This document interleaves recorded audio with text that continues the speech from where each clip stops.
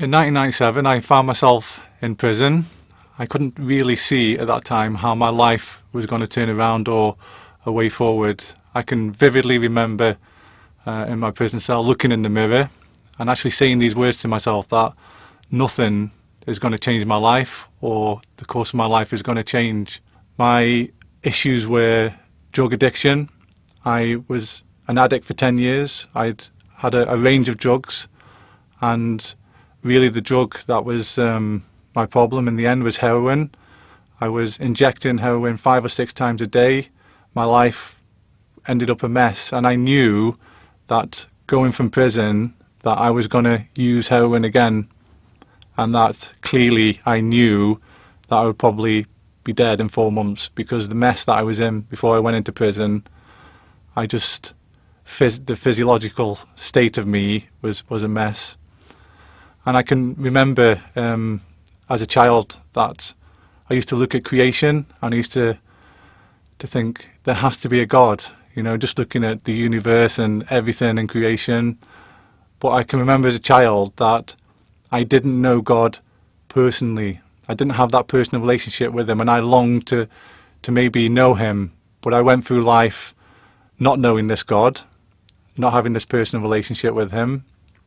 I was on the wing one day and some Christians came in and they were sharing their stories, how God had changed their life, how Jesus had changed them, and they actually were guys from the same background as mine. They were guys who'd been drinking, taking drugs, been in prison. I can distinctly remember them saying that Jesus had changed their life. And I can remember going back to my cell. I asked the chaplain for a Bible.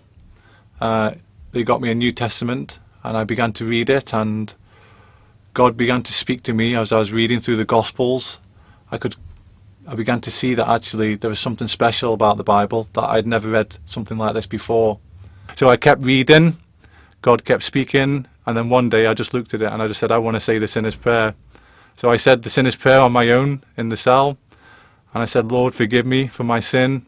You know, I've rebelled against you and I've made a mess of my life. I need you to come in. I need to be saved. The more I was reading about, life after death and where we go, and it just the whole came to that place where I just said, Jesus, save me, come into my life, and I repent of my sin, and I want to go forward with you.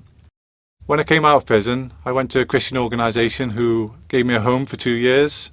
I didn't go back to using drugs, and 13 years later I still haven't used drugs.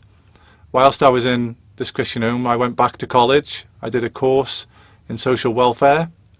I was offered an opportunity to go and do a degree in sociology. Went to university, got a degree. From there I met my wife. We've now got 2 daughters. From there I've been to Africa 3 times, Liberia, involved in preaching different books of the Bible.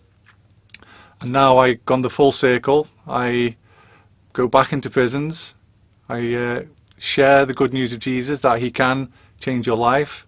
It's a great privilege just to be seeing these young men at the place that I was 13 years ago, and just seeing them, how Jesus can change them. It's a joy.